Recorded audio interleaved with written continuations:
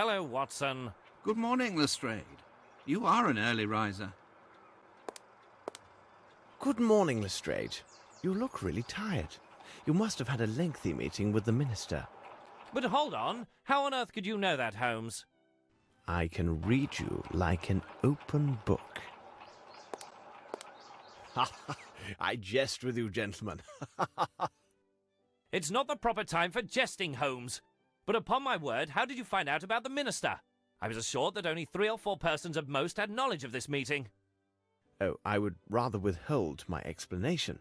So you must be aware of the subject of the meeting. Indeed, but Dr. Watson knows nothing of these events. Well, our incorruptible yet ever-practical minister shared the thoughts of the Chancellor of the Exchequer with me.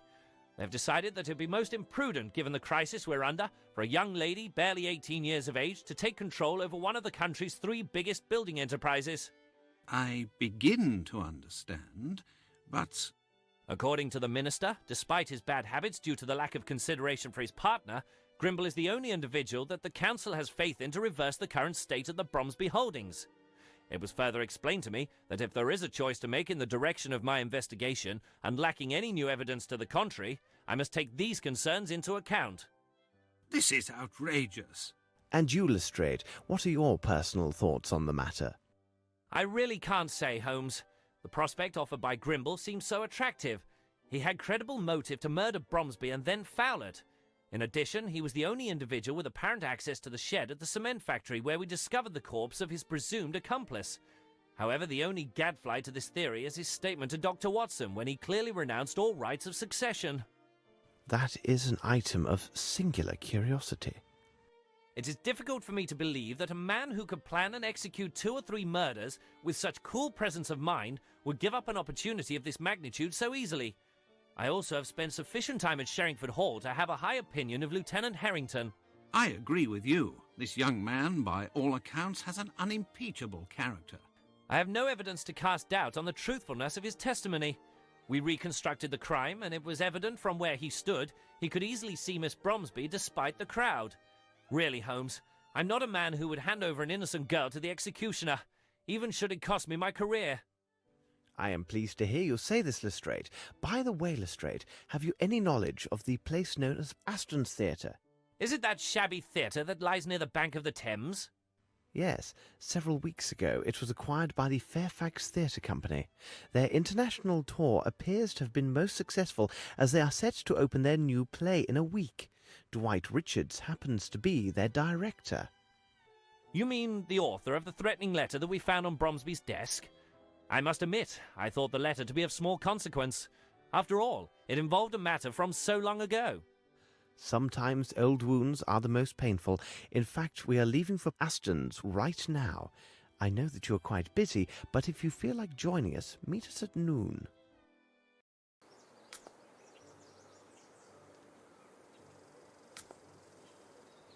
Aston's Theatre. Here we are.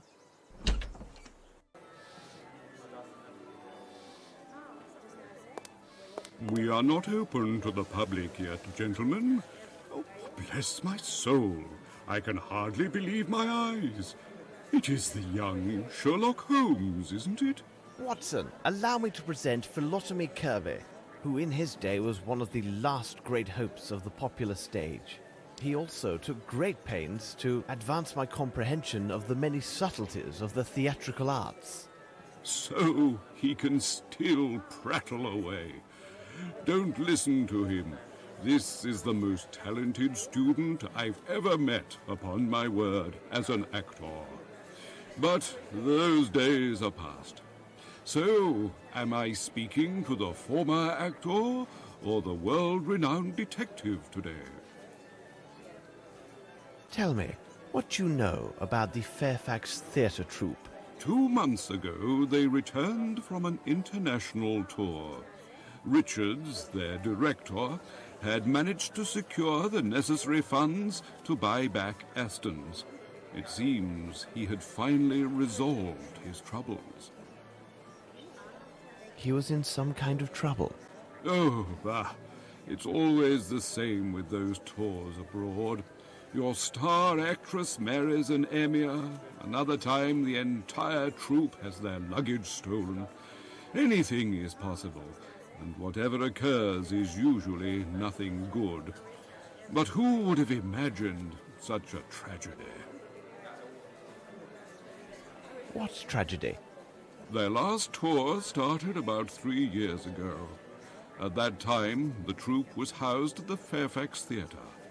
But a series of failures forced the owners to sell it at a substantial loss.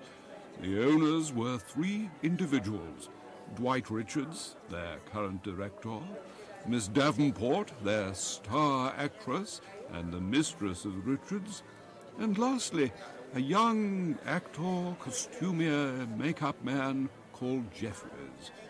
They decided, after the sale, to launch an international tour in order to raise funds. Their success was assured? Yes, the fame of English theatre is worldwide. During their travels, Jeffries and Miss Davenport developed a close relationship, which was much to the regret of the hot-headed Richards. He is a gypsy by birth. No one can be more possessive and quick-tempered than a gypsy. Pray continue. In short, a dark tragedy occurred in a village in Latin America, located not far from the Amazon. One evening, after their performance, someone noticed that Miss Davenport and Jeffries had gone missing. The local authorities were notified, and the alarm was raised. And Richards? Richards was implicated in some manner, it seems to me. However, there was no proof of his involvement, and no bodies were ever found. What a strange case. If you need more details, you should ask the actors. As you may observe, they are rarely able to hold their tongues. I will see you later, Kirby. Yes, it was good seeing you again.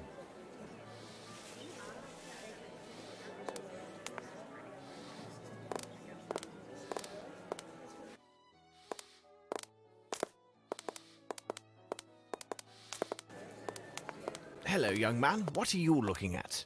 Oh, I'm sorry. You startled me. I'm looking at her. Her. Are you from the press? Of course you are. You must be here to interview her. Ah, the play is wonderful, and Miss Caroline will surely shine. If only my father could have seen this day. Your father? Yes, I am Bruce Aston, and my father was Clyde Aston, the former owner of the theatre. It may have fallen into some disrepair, but during its time it was well loved by so many. A host of young actors debuted on that venerated stage. Why, it was at this very spot where Mr. Richards first met Miss Davenport. Have you ever heard of the Fairfax Theatre? It is the theatre which was demolished. It seems to me that it had been owned by Mr. Richards together with Miss Davenport and a friend of theirs. They left on an extended tour, but I think it went badly for them. After his return, Mr. Richards bought the theatre back from the bank, and I do hope his good fortune will continue. Well, we can hope. With the talented Miss Caroline, I think anything is possible. And the building is still solid and comfortable. Though the bank took over the theatre, they left the keys. From time to time, I would do what I could to tidy up a bit or see to a broken window. Are you a part of the troupe? Yes. When Mr. Richards noticed how I had worked to keep the place up, he hired me. I helped Mr. Kirby a little, and also Mr. Trumpet backstage. Goodbye, young man. Goodbye, sir.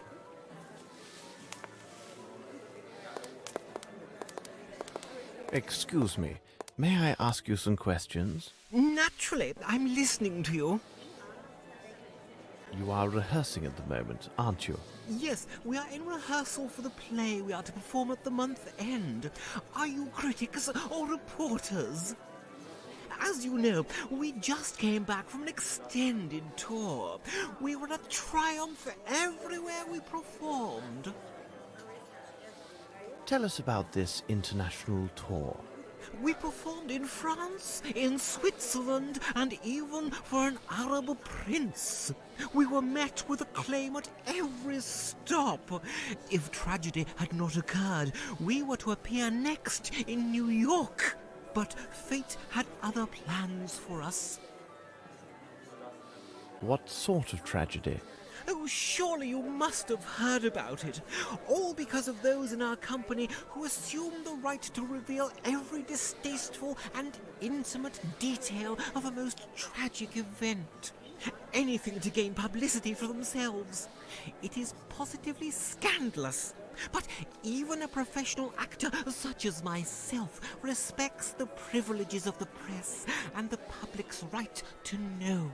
Your sensitivity honours you. Please, continue your story. The events took place in a most sordid place in Brazil named Guacamole or Babiamo or something like that. I still can't stop asking myself what we were doing there in the first place. But to be brief, our talented costumier, Mr. Jeffries, had been having a tete-a-tete with the beautiful Miss Davenport. Unfortunately, she was still very much the mistress of our director, Mr. Richards. I tell you, the tension was unbearable. Really? In the view of a professional, they were the worst hours of my life. Miss Davenport was spending the whole day closeted in her room. Mr. Jeffries trembled so uncontrollably that he was unable to do our makeup. Mr. Richards stepped in, and I must say, he was a pitiful substitute. May you never be so ill-fortuned as to have your face in his large, hairy hands. And then? Our first performance in that town was naturally well received. That very night, a tragedy took place. Mr. Jeffries and Miss Davenport went missing not long after the performance ended. It was impossible to find them.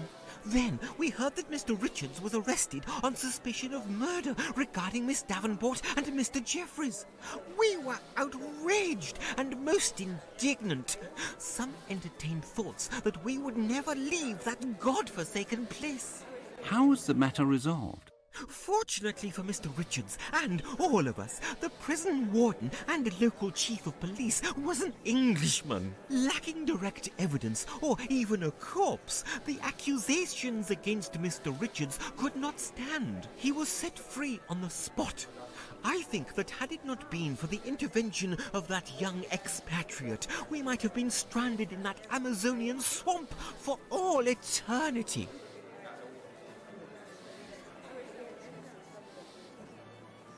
Well, thank you for your assistance. That's all right. Don't hesitate to seek my help.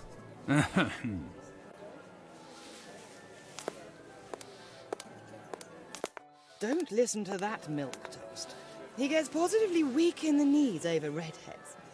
A policeman is just a policeman. That's it. If Richards isn't in jail, it's only because he had nothing to do there. We were talking about the tragedy which occurred during your previous tour, and... You aren't the press, are you? No. In my opinion, you seem more like policemen. Well, listen closely, inspectors. Miss Davenport was nothing more than an aging woman who adored seeing all the men at her feet. What? Don't you mean... She toyed with both Richards and Jeffries like two little puppets. Dwight Richards is quick-tempered, but he wouldn't harm a hair on her head. And if you are eager to be so helpful, please, find my red-haired wig.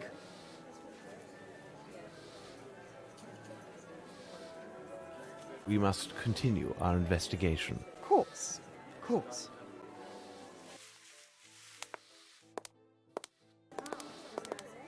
Hello, miss. I'm sorry for disturbing you. Oh, you are welcome. Are you rehearsing the new play? Yes, we are hard at work. Excuse me, did I just hear Mr. Kirby calling you Holmes? Is it really possible that you were the great detective, Sherlock Holmes, and you were Dr. Watson? I'm investigating the facts of the terrible events that occurred during the company's last tour. Oh, I see. You were interested in that case. It's still a complete mystery, even for those who were there. Tell us about Miss Davenport. She was fabulous and positively mesmerised men. She confessed to me that she had been indiscreet with our costumier, Jeffries. She had left Richards before, but she always came back to him. She said he understood her completely without her even saying a word. Until that last time. Forgive an admiring expert, but your earring is absolutely magnificent. Oh, that was a gift from Veronica. She got it along with 2 other matching earrings and a small jewel case. She gave me this one, another to Doris, and kept the most beautiful for herself. Veronica insisted on cleansing it herself weekly with a special cleanser. It was remarkable and kept the earring all sparkling like stars. When I saw her last, Veronica was wearing her earring. She never parted with it. Where can we find Doris? She must be in her dressing room.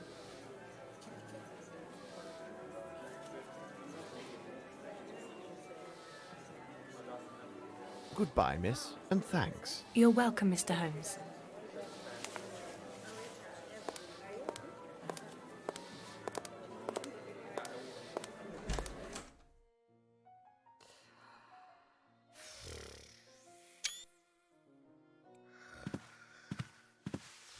Pardon?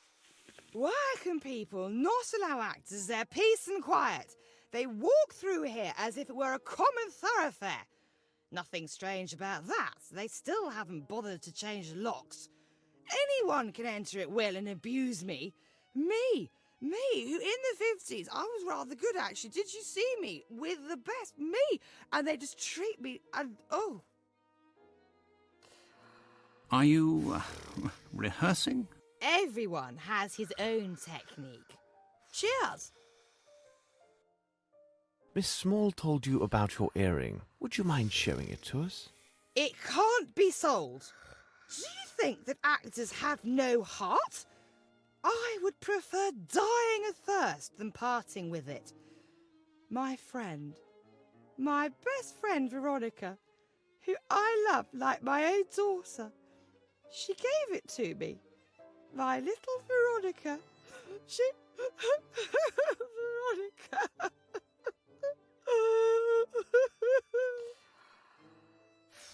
Do you know what has happened to your friend?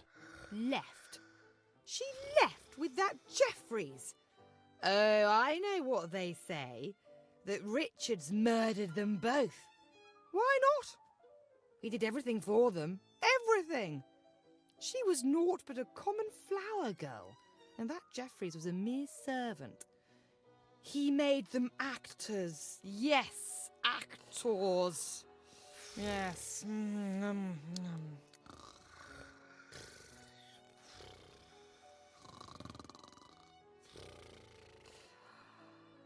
Oh, we'd better leave you to your work. I mean, Out! I need to concentrate.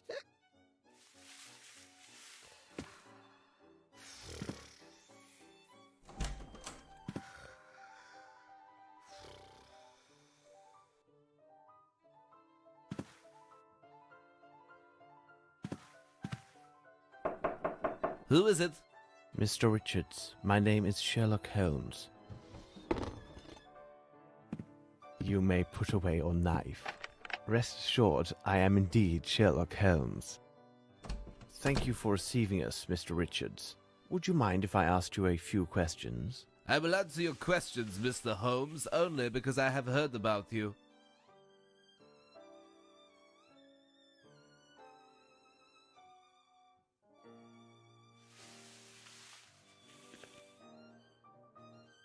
Would you tell me about Sir Bromsby? I will not lie to you, I hated Bromsby. He is the cause of all my troubles, I swear. I have often dreamed of killing Bromsby with my own 2 hands, but I didn't kill him. Do you know an Asian named Wang Jie? What would he be doing there? Well, in the days of the Fairfax Theatre, I once employed a Chinese fellow who went by that name. However, I was forced to dismiss him because he was a great deal of trouble, and I've never seen him since that time. You retain several keys from the Fairfax Theatre, don't you? Well, I don't understand the purpose of your questions, but yes, there were indeed 2 keys for the Fairfax Theatre main door. When the bank took possession, we gave only one of them to Bromsby's assistant. When asked, we lied and said there was only 1 key. But why? Well, we kept the other one out of spite. We had thoughts of returning in the night and wreaking havoc, but we had no opportunity, as we left for abroad after the transfer to go on our tour. I suppose the key may have been lost somewhere along our travels.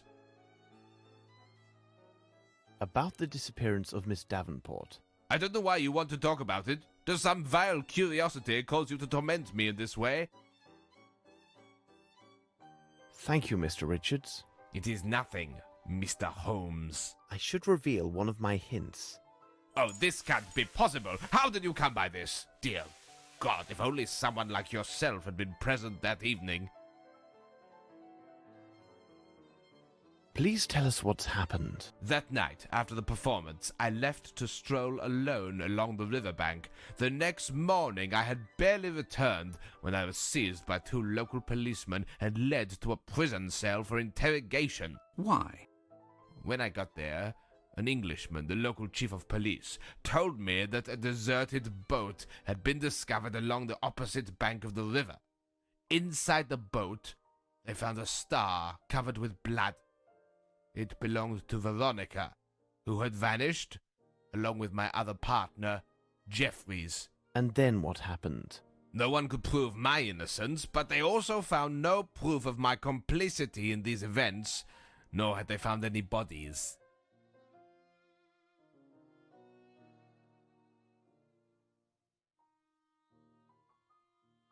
Tell us a little more about your partners.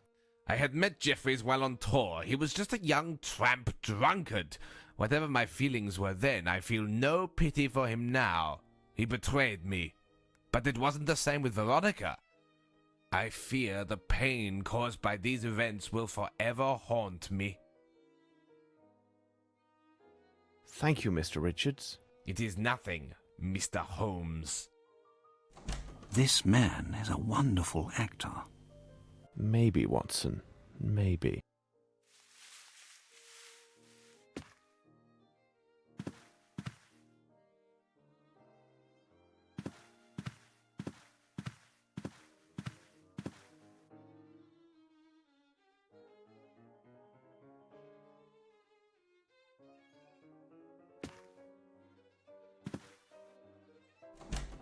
What chaos!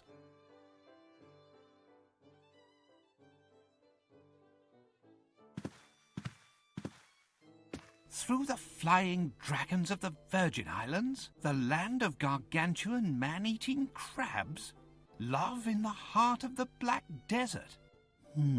This author seems to be particularly inept.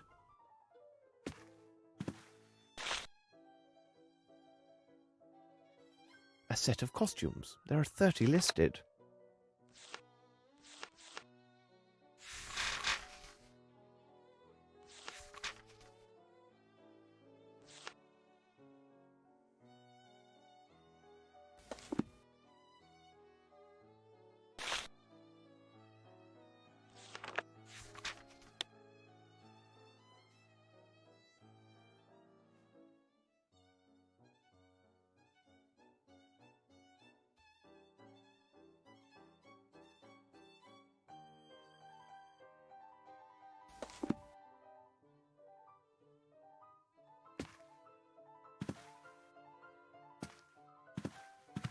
But I count only 29.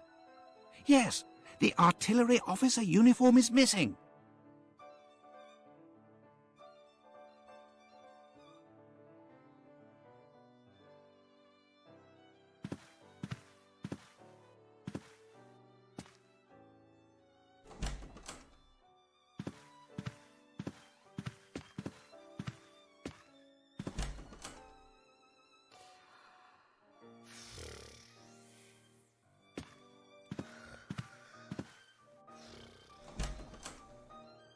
We are in the backstage area.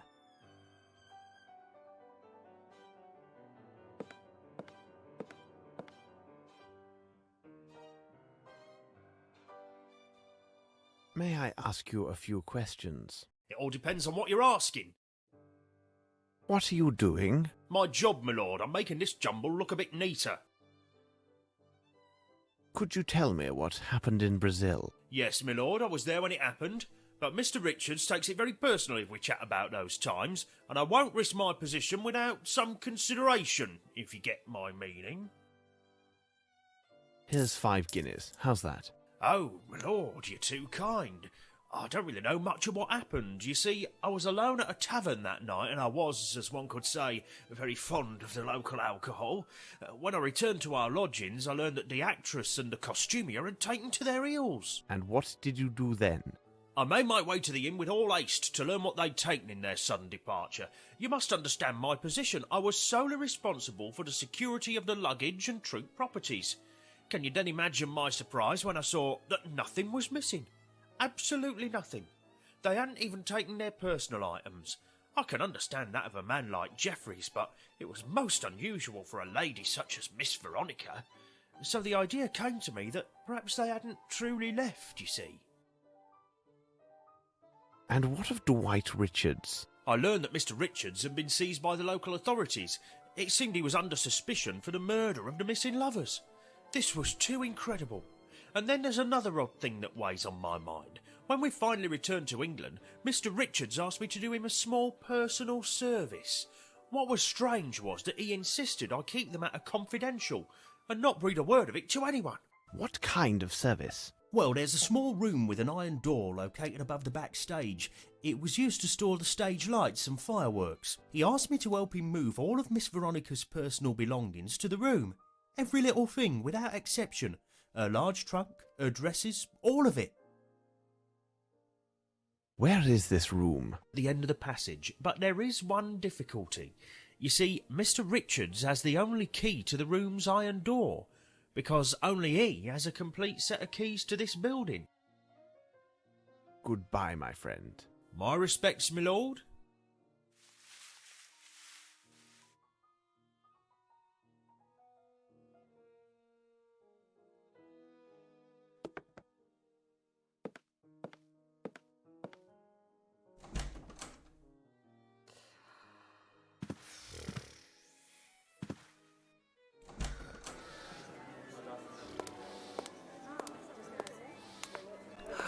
She is fabulous, isn't she? Do you have a complete set of keys to the theatre? Oh, yes. Take them. But you will see to their safe return. Goodbye, young man. Goodbye, sir.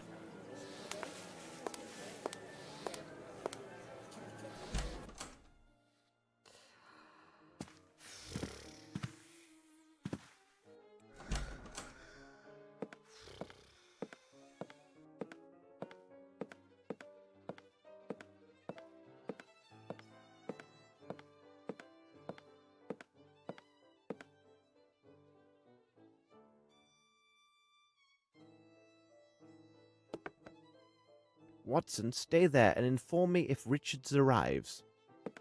All right, Holmes. Let us see whether we can find other evidence.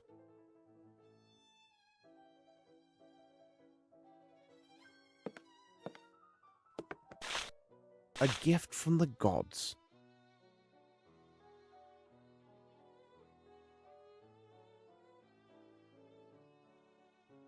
I need something.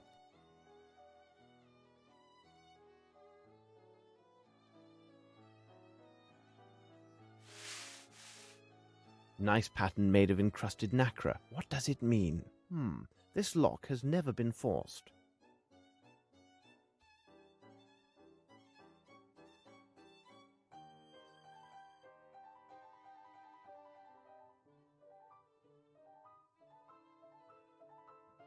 I see. To open the safe, I must have the 2 other earrings.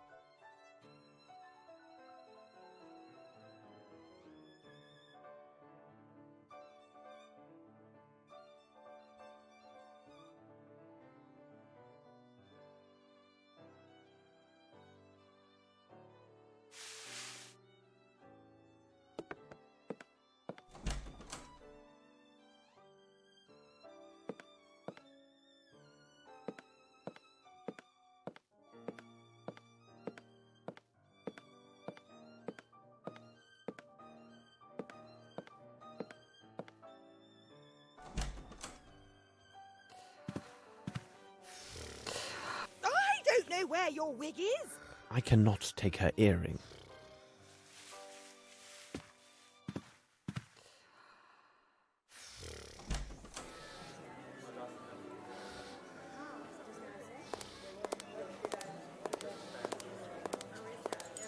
Oh, my stars. Would you mind lending me your earring? I shall give it back to you in a few moments. Certainly. Maybe you would like to borrow Doris's earring as well. I don't believe she would give it to you, but to me, certainly. If you wait here, I will get it for you.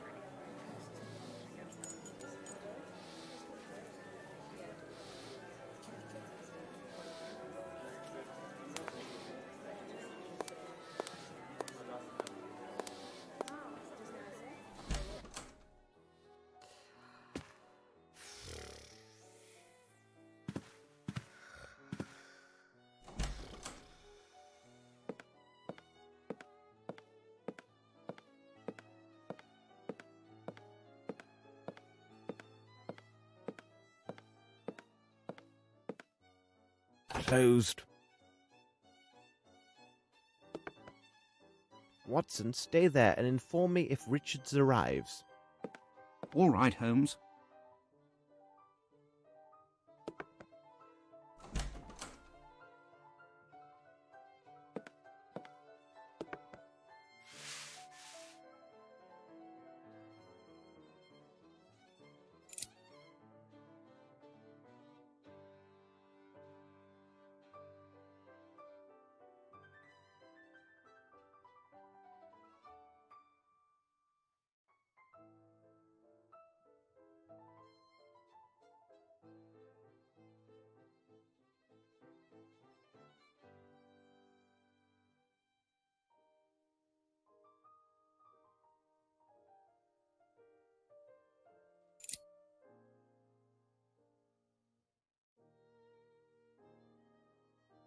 It is elementary.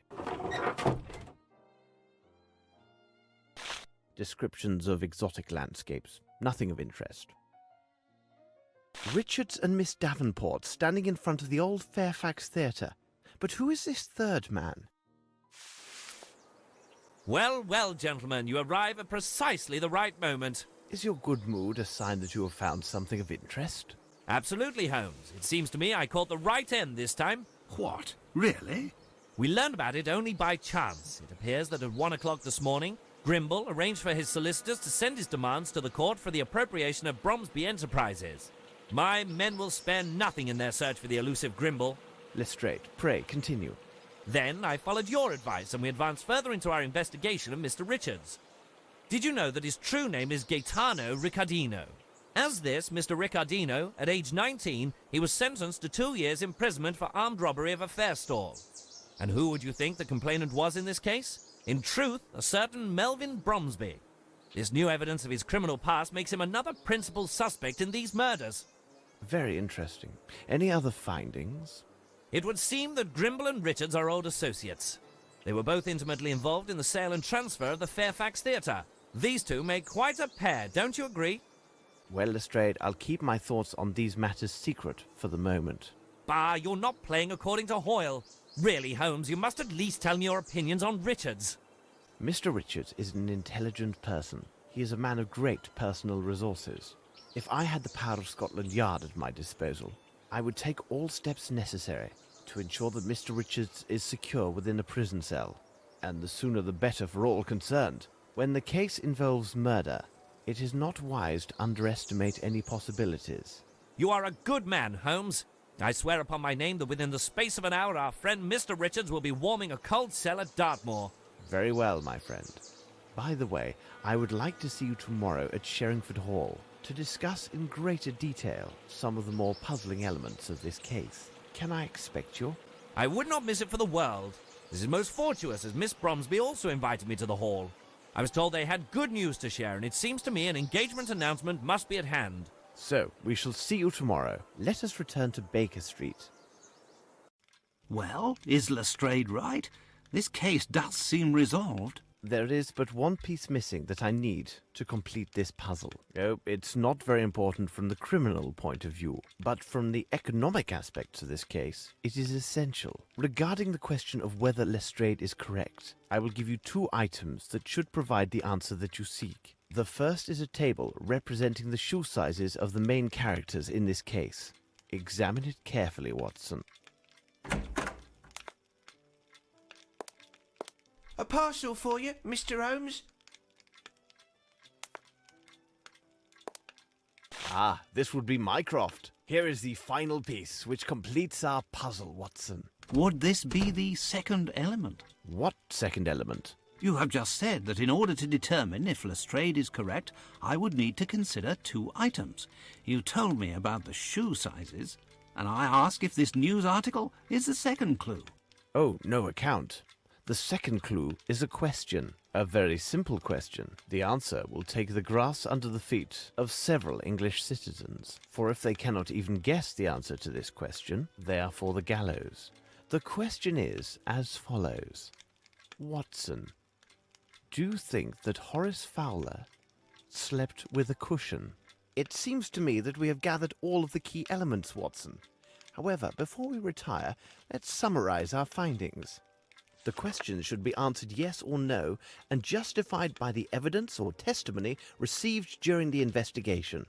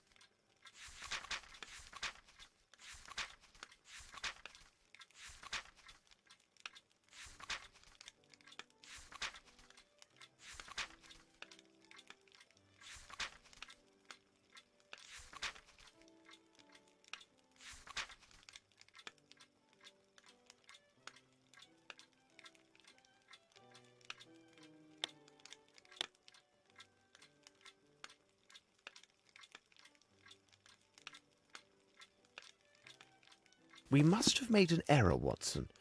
This handwriting is identical. The question should be answered yes or no and justified by the evidence or testimony. It is simplicity itself, Watson. We have answered all the questions.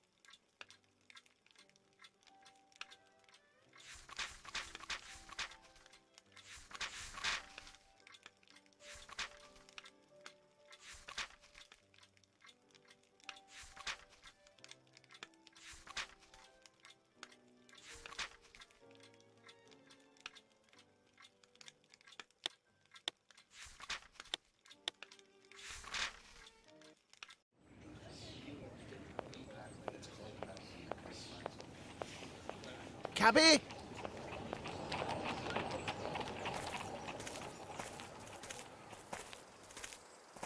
Mr. Holmes, Dr. Watson, I feel relieved that everything is settled.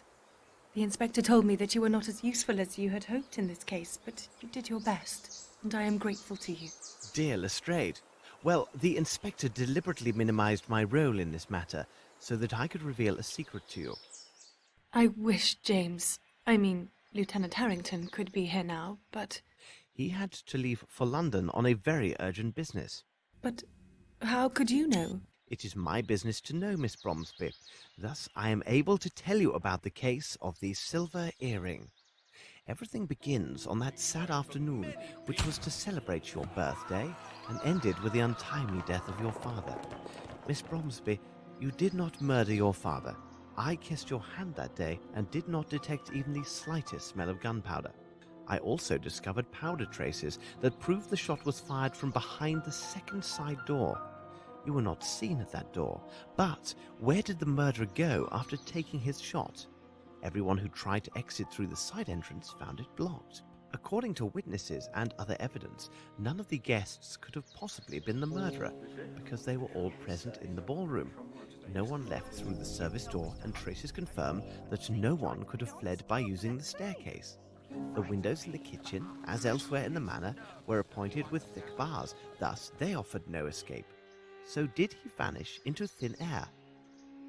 In fact, one of the parties did leave the ballroom and went to the kitchen corridor. He left to meet his accomplice, who was not an invited guest.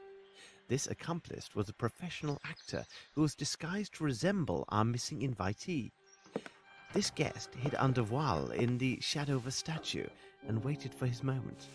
Meanwhile, his twin acted out his part in the ballroom and provided the murderer with a perfect alibi. When the killer heard the applause, he left his hiding place, aimed, took his shot, and hit his target. It is important to know that the actor was well placed at the manor. He secured entry to the manor by impersonating a French head waiter. Using his position, he persuaded those in charge to use long tablecloths and to arrange the tables in a most peculiar manner.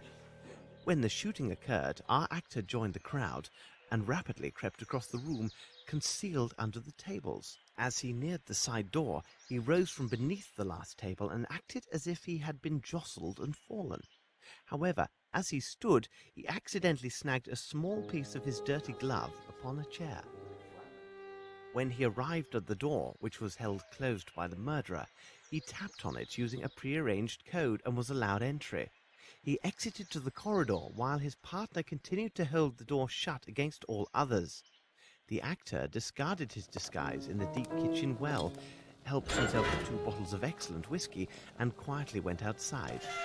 The assassin waited several minutes.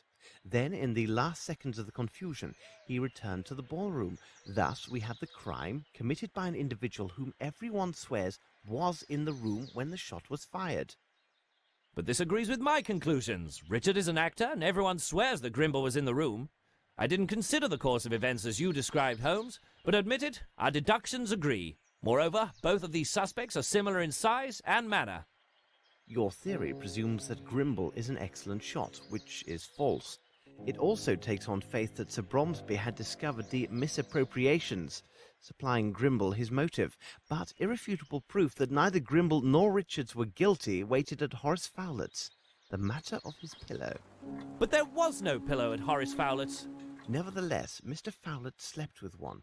When I arrived at his home, I believed him already dead. Therefore, the news of his hasty departure came as no surprise. From the evidence obtained at his home and the statements of his neighbour, I learned the following. On the evening of his death, Mr. Fowlett was visited by a man who desired to sell him some exotic trifle.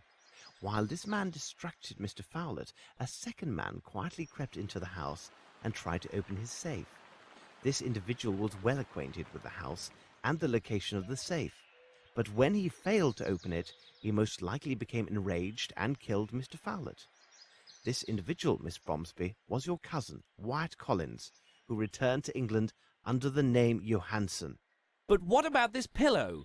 Mr. Fowlett's pillow had vanished. Later, Dr. Watson discovered a feather from the pillow in the train compartment used by the man who impersonated Fowlett.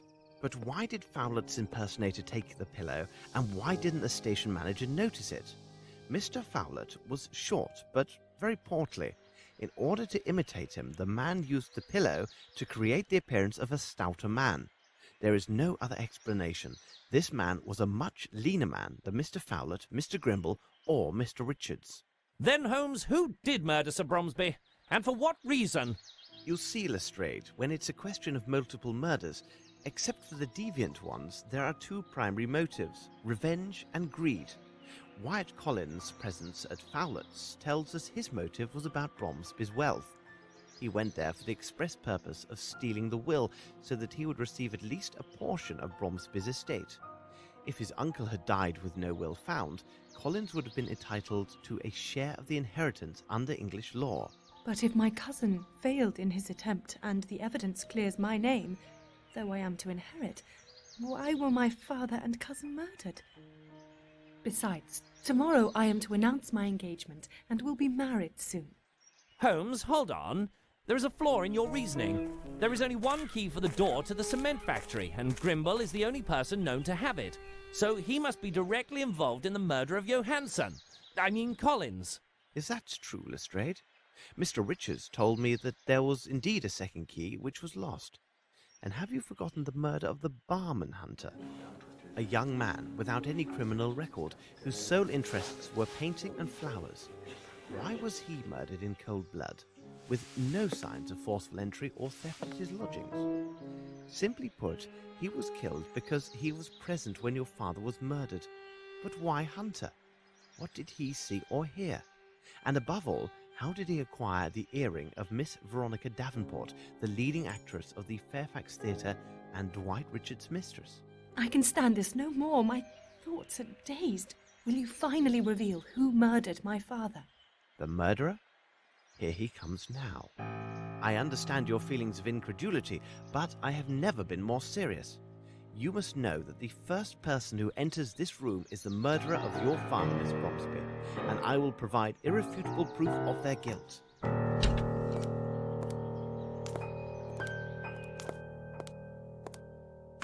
Well, good afternoon, gentlemen. You made the right choice to leave London. It is unbearably foggy. But Lavinia, darling, what's going on? She knows. But how?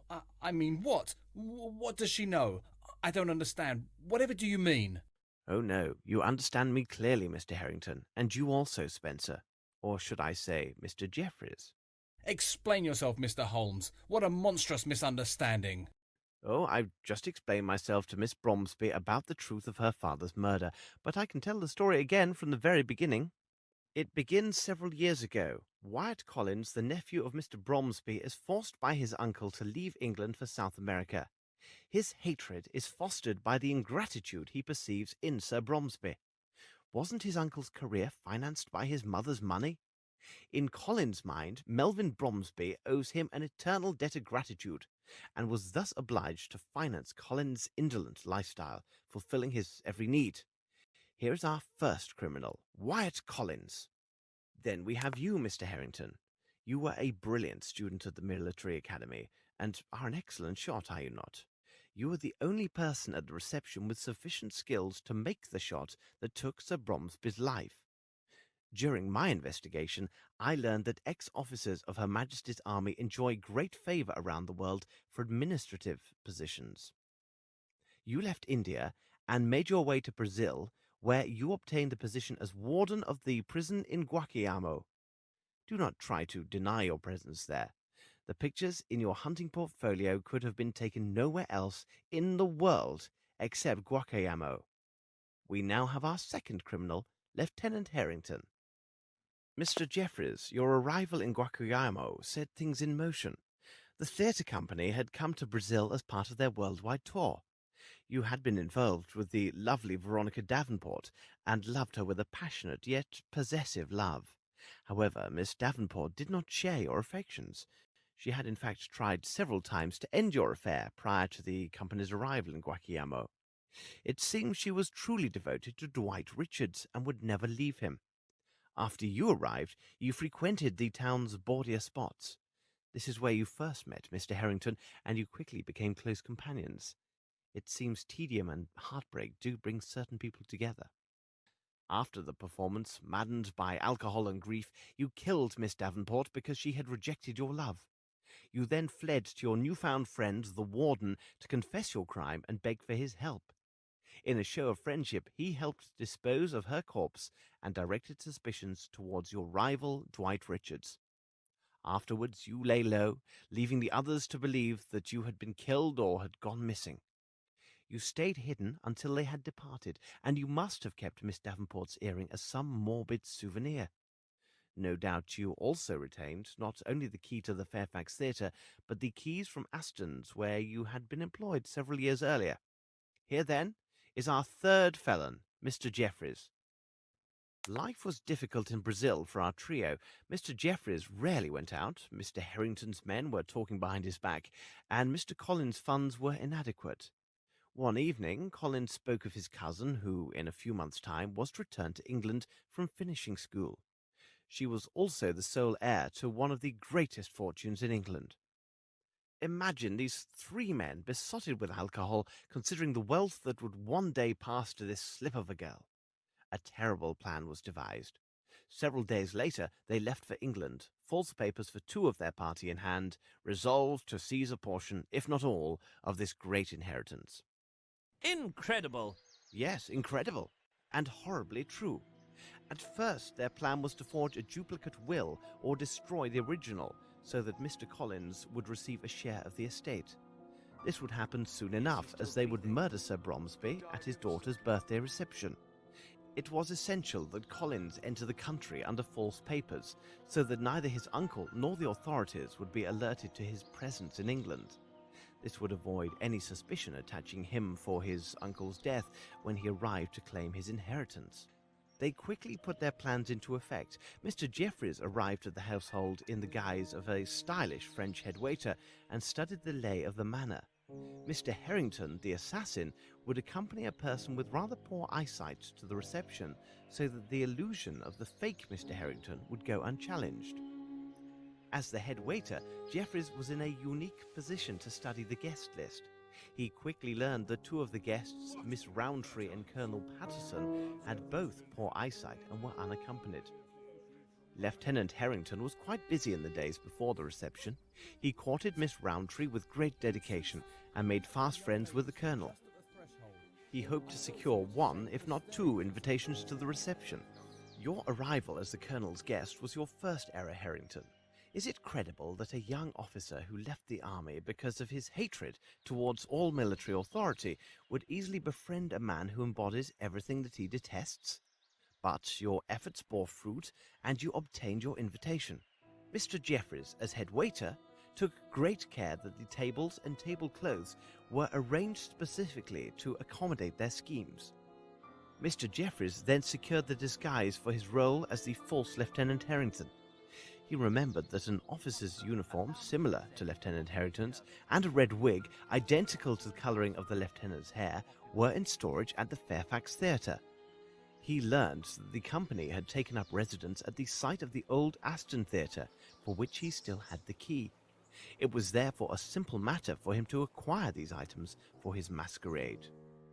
They now only lacked the will, which Mr. Collins presumed was kept at Flowlet's house.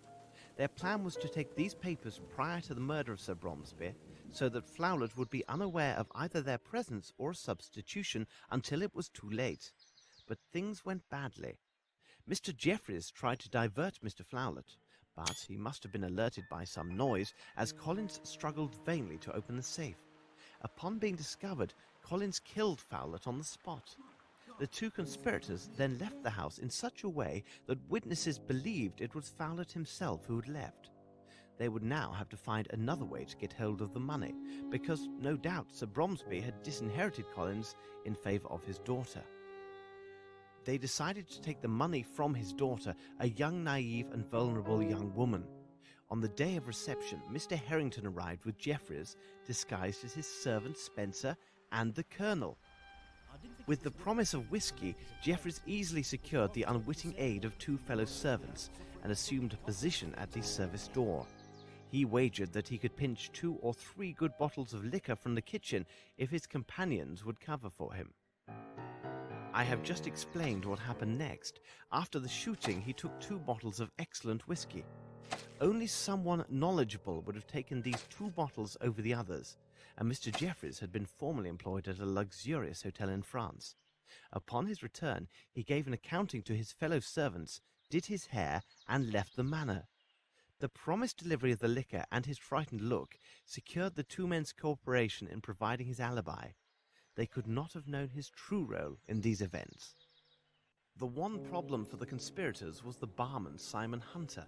He had perfect eyesight, unlike the colonel, and realized that the man who claimed to be near the bar at the time of the murder had in fact lied. He hinted as much to Mr. Harrington and most certainly intended blackmail. As they were short on funds, the accomplices gave him Miss Davenport's earring as collateral and pledged to return with the money he demanded. That night, when Lieutenant Harrington visited us in London, he had just come from Simon Hunter's. Hunter had told Harrington that the earring had been pawned and he would not reveal the name of the shop unless Harrington paid him his money. Mr. Harrington ruthlessly killed Hunter, and the earring so precious to Mr. Jeffries was lost. Earlier that morning, Jeffries lured Collins to the cement factory on the pretext of fabricating false evidence against Grimble. But they no longer needed Collins to acquire the Bromsby fortune. Mr. Harrington would wed the young heiress, then, after a reasonable time, they would cause her untimely death, and they would take it all. So Mr. Jeffries murdered Collins and made sure his body was barely recognizable. If he was identified, it would not affect their plans, as they believed leaving the corpse at the cement factory would direct suspicion towards Grimble. When Mr. Harrington came to see us, he learned we were hot on Collins' trail and had traced his movements up to the factory. He assumed we would go there within the hour and left to quickly round up his associates and devise a plan. Jeffries, from his days at the Fairfax Theatre, knew an Asian of questionable talents who had no visible ties with this case and could attack us without drawing suspicion their way. We avoided this attack, and from that moment I was convinced of Lieutenant Harrington's involvement in the conspiracy. The last elements of proof were revealed at the vagrants' camp near the monastery outside of London. Mr. Jeffries had tramped through England in his past and might have thought to hide Collins in the forest near the Richmond's Abbey. The very day that I was there, he tried to destroy all evidence of Collins' murder. Fortunately, he did not manage to destroy everything. It seems Collins, foreseeing his possible death, left a small surprise for his accomplices. It would be easily missed, except by someone who observes all and misses nothing. But this is merely some draft to lull us to sleep, Mr. Holmes. Lavinia, surely you can't believe these mad accusations? They arise from nothing. What proof do you offer for what you say? None. Believe what you will, Mr. Harrington. I will warn you that Mr. Collins left a letter written in his own hand, which named yourself and Mr. Jeffries and accused you both of complicity in the murder of his uncle. At this very moment, Inspector Lestrade's men are conducting a search of your rooms. They will find the evidence that, when added to the accusations within this letter, will prove your guilt beyond all doubt. The Chirapaqui cigarettes, your portfolio, as well as a feather from the pillow which was taken from Horace Fowlett's. These items prove my deductions. I suggest we wait here for their arrival with these proofs, and I assure you our wait will be brief. Bravo, Mr. Holmes. Well done. Accept my apologies, my dear Lavinia. I think under the circumstances it would be best if we postponed our engagement. I'm sorry for your father, but what do you expect? We had to give it our best shot. Where is the earring now? You will tell me, where is it? Unless you tell me at once where the earring is, no one will leave this room alive. Don't you understand? You are all going to die.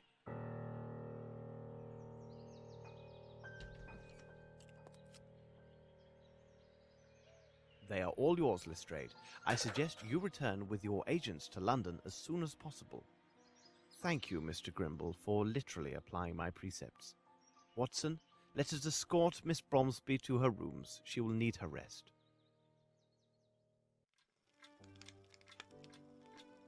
Holmes, Collins never named either Harrington or Jeffries in his letter. Indeed, Watson, but they could not have known. I played my bluff, and they believed me. And Grimble, where did he appear from?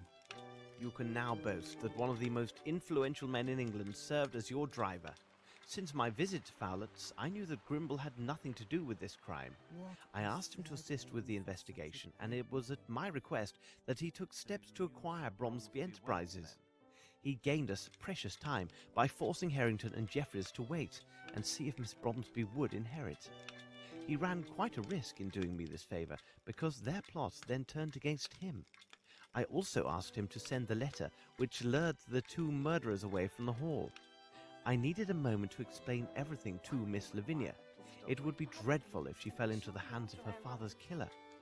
From the beginning, Grimble was concerned only with saving her inheritance. He never once doubted her innocence. Nevertheless, didn't he misappropriate those funds? Indeed, but not for his own profit. It was solely to protect his friend Bromsby. An ex-architect with whom he had quarrelled, a Mr. Waters, had contacted Sir Bromsby before this intrigue began. Waters learned from Captain Bowie that Sir Bromsby had encouraged certain actions against workers hired to build a bridge in India. That project was the bridge over the Kalidasa Abyss. Waters blackmailed Bromsby from afar. Grimble received the letters and considered them to be quite serious. He knew his hot-tempered friend well and preferred to conceal the blackmail attempt for fear of disastrous consequences. So Grimble made regular payments to Waters in exchange for his silence. Unfortunately, Collins discovered the arrangement while he was working at the cement factory and threatened to reveal everything. Grimble could not afford for that to occur. He managed to rid himself of Collins by sending him to Fowlett. Then it was Bromsby's turn to discover the blackmail by sheer accident. He was angered, but before he could decide his next move, Mr. Waters died suddenly and removed all threat. When Grimble learned that Waters had died, he confessed all to Bromsby. He noted that the money paid was a pittance when measured against Bromsby Enterprises, and that the same amount could now be applied in other ways. India had enriched them so greatly, and Bromsby had been cursed over the harm done to the Indian people in his employment. It was decided that these same funds would now be sent on a monthly basis to a Bombay orphanage in the care of a Sergeant Brahamai. It is possible that Bromsby intended to increase his patronage, and this was the important news he intended to reveal to the press at his daughter's reception. It was she who had harshly reproached him regarding his behavior towards the Indians in his employ. Do you remember the words from that poem which he had written into his notes? It said that the ungrateful always die miserably. Indeed, Holmes. But there is one thing that I still don't understand. Why did you ask Lestrade to put Richards behind bars? He wasn't guilty of any crime, but you treated him as a murderer. I advised Lestrade that it would be prudent to place Richards in custody so we could protect him from harm. Mr. Richards is a wise and intelligent man. He would have recognized Harrington and Jeffreys on sight. When he realized that Jeffreys was alive and that I possessed the missing earring, he would have drawn the same conclusions as I. So this investigation would have been stopped cold by one or two more murders. I see. Well, Watson, you seem to know everything. Tell me, please, that small missive which I can see on the desk. It contains 2 invitations to the opera's opening night, does it not? If so, we shall finally have our opportunity to hear this marvellous soprano. Well, what do you say, Watson?